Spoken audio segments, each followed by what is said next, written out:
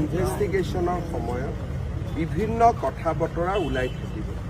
যেনেকুৱা শেখৰ গোস্বামীয়ে কৈছে জুবিন গাৰ্গক বিষ দিয়া হ'ল।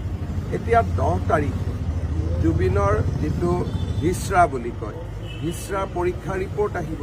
গতিকে 11 তাৰিখে আমি গম পাই যাম যে আচলতে কি আছে কি নাই। কিন্তু পুলিচৰ দায়িত্ব হ'ল যোনে যি কয় কেছ ডায়েৰীত লিখিব লাগিব। গতিকে বহুতে ভাল ক'ব, বহুতে বেয়া ক'ব, পুলিচে লিখি যাব আৰু আপোনালোকে গম পাই থাকিব। কিন্তু সেইবিলাক পুলিচৰ কথা নহয়, সেইবিলাক এজন সাক্ষীয়েহে কোৱা কথা। সাক্ষীৰ ভাষ্যটো পুলিচৰ ভাষ্য নহয়।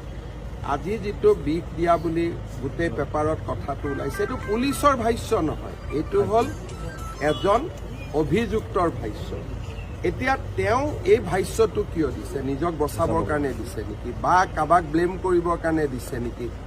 এই গোটেইবোৰ তদন্ততহে ওলাব। আজি এতিয়া আমাৰ আটাইতকৈ বেছি চিন্তাটো এটা পইণ্টতে লাগি আছে, ছিংগাপুৰত থকা অসমীয়া লোকসকল ইনভেষ্টিগেশ্যনৰ কাৰণে আহিবনে নাই। কাৰণ তেওঁলোক যদি নাহে তদন্তটো আমি পূৰা কৰিব নোৱাৰিম। আৰু তেওঁলোকে জুবিনক ইয়াত যাত্ৰা বা এই গোটেই ঘটনাটো কৰা তেওঁলোকে মেইন মানুহ আছিলে। গতিকে এতিয়া অসমবাসী ৰাইজে হেঁচা দিব লাগে ছিংগাপুৰৰ অসমীয়া সমাজখনক, যাতে তেওঁলোকক পঠিয়াই দিয়ে। বাকীটো আমি যাক আনিব পাৰিলোঁ আনিলোঁ, কিন্তু এওঁলোক ছিংগাপুৰত বহি আছে আৰু দুই এজনে আমাক লিখিছে এইটো অসুবিধাৰ কাৰণে আহিব নোৱাৰোঁ, অমুক নোৱাৰোঁ। কিন্তু অসমীয়া হিচাপে সেই মানুহকেইজনৰ দায়িত্ব আছে।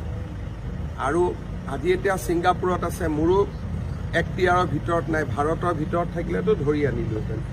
ছিংগাপুৰত আমি অসমীয়া ৰাইজে তেওঁলোকৰ ওপৰত হেঁচা দিব লাগে, ছিংগাপুৰৰ অসমীয়া মানুহখিনিৰ ওপৰত, যে আপোনালোকে যেন তেওঁলোকক পঠাই দিয়ে। কাৰণ তেওঁলোক ইয়াত নাহালৈকে গোটেই ঘটনাটো কোনেও জোৰা লগাব নোৱাৰিব। গতিকে মোৰ মনত যিটো চিন্তা হৈ আছে, শেখৰ গোস্বামী, শ্যাম কানু মহন্ত, সিদ্ধাৰ্থ শৰ্মা, অমৃত প্ৰভা, এইবিলাক এতিয়া আমাৰ হাতত আছে। আমি যেনেকেই নহওক সঁচা কথাটো তেওঁলোকৰ পৰা উলিয়াব পাৰিমেই।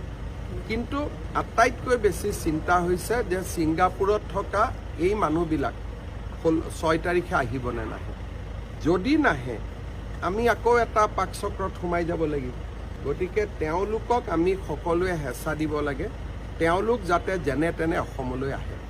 আইনৰ জৰিয়তে অনাৰ ৰাস্তা এটা বেলেগ, কিন্তু মানুহৰ হেঁচা হ'লে সোনকালে আহে।